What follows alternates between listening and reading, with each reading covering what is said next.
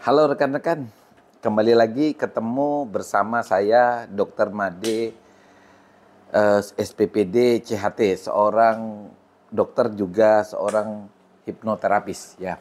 Nah, kali ini kita akan membahas tema bagaimana seorang bisa mengalami anxiety, bagaimana cara masuknya pengalaman negatif yang membuat seseorang bisa mengalami rasa cemas atau yang kita kenal dengan anxiety. Jadi dokter misalnya akan memberikan beberapa contoh bagaimana seorang bisa mengalami cemas, asal usulnya dari mana. Oke? Jadi teman-teman, sebelum kita membahas itu, kita membahas dulu soal sugesti. Sugesti itu adalah suatu peristiwa, bisa berupa kalimat, bisa berupa suatu peristiwa atau apapun yang masuk melalui panca indera kita dan tertanam di dalam pikiran bawah sadar kita dan diterima sebagai suatu keyakinan yang baru. Sehingga kalau sugesti itu kekuatannya besar, dia bisa menggeser hal yang sudah menjadi keyakinan kita menjadi keyakinan yang baru. Kalau hal itu menjadi hal yang negatif, sugesti negatif, tentu akan berakibat pada sikap kita yang negatif. Nah, itulah yang disebut kadang-kadang muncul sebagai anxiety. Tapi kalau dia sugestinya positif, tentu akan menjadi hal yang bagus, nanti akan menjadi motivator kita untuk hal-hal yang bersifat positif pula.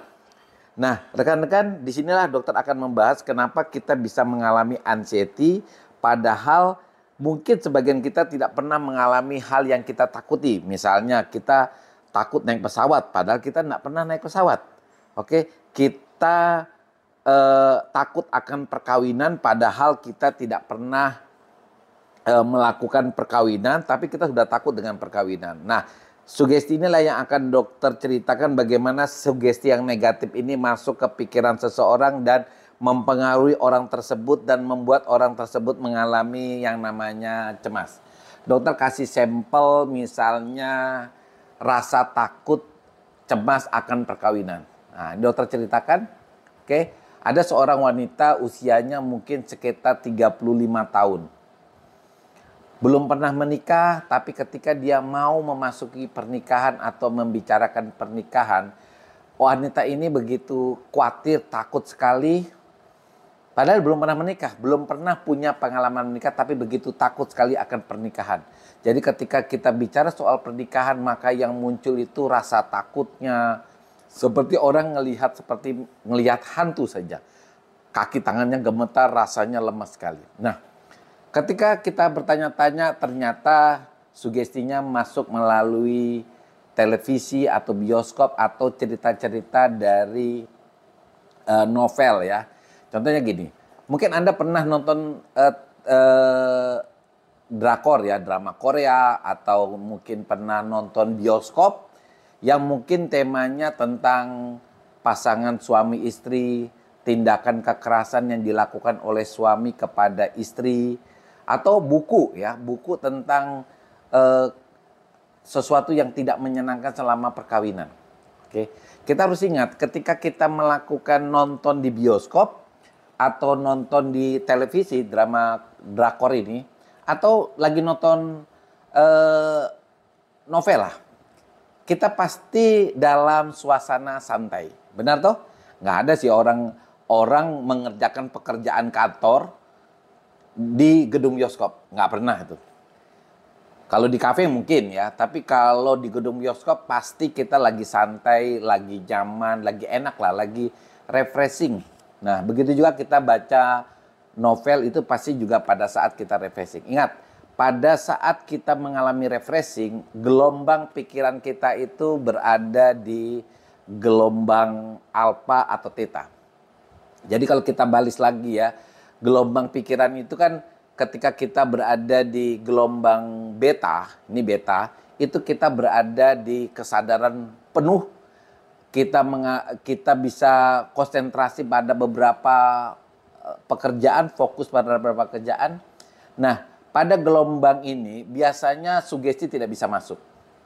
Tapi ketika kita berada di gelombang alfa, Ya, biasanya kalau kita berada di gedung bioskop, lagi nonton televisi, kemudian lagi baca novel, biasanya kita berada di gelombang alfa. Di gelombang alfa ini adalah di mana kita lebih rileks, pikiran kita lebih rileks lagi, sehingga mudah sekali menerima sugesti.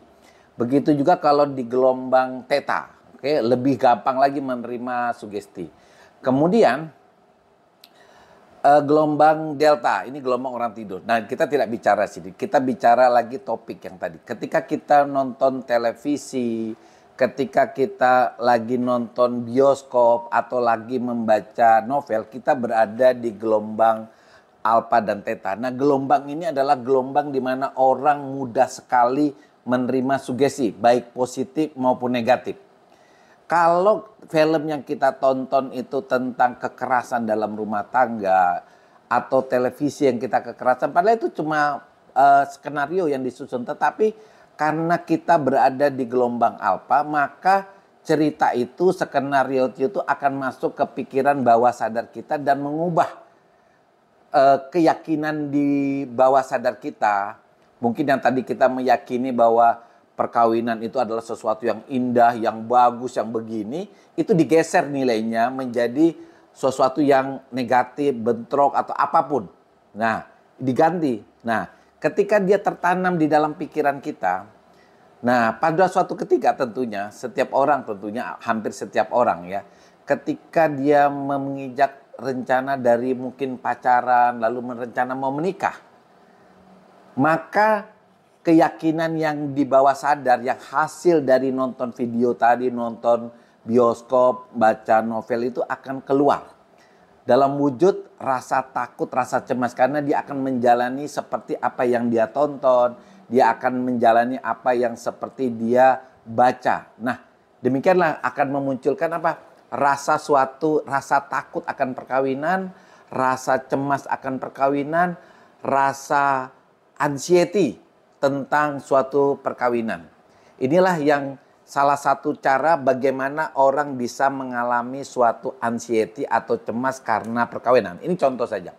Artinya, anxiety yang lain itu bisa saja terjadi dengan cara yang berbeda. Misalnya saja ya, orang yang takut keluar rumah, padahal dulu-dulu nggak apa-apa. Nah, mungkin saja hasil dari nonton televisi, nonton bioskop, dia lihat gedung bioskop di mana orang pas keluar rumah terlakukan tindakan kekerasan, banyak kekerasan yang luar biasa di gedung bioskop yang dia tonton itu pada saat di rumah. Nah, itu menjadi nilai baru. Apakah bisa pasti mengubah atau tidak? Tergantung. Jadi suasananya memungkinkan karena kita berada di gelombang alfa theta, ya. Kemudian masuk ke pikiran, kalau sugesti itu begitu kuat, maka dia akan menggeser nilai yang ada di dalam diri kita. Oke? Sehingga rekan-rekan, ketika kita menonton, kita harus juga aware ya. Hati-hati, gunakan pikiran sadar kita untuk mengatakan bahwa ini hanya sekedar film, supaya dia tidak menggeser nilai yang ada di dalam diri kita. Itulah cara kita untuk menilai. Sudut pandang positifnya harus diubah. Jadi kalau kita nonton negatif, maka kita harus memandang hal itu sebagai memandang dari sudut positifnya, atau yang kita kenal dengan nama reframing ya. Kita reframing ulang tema yang ada di situ dan kita mengatakan itu hanya sebagian orang dan kita.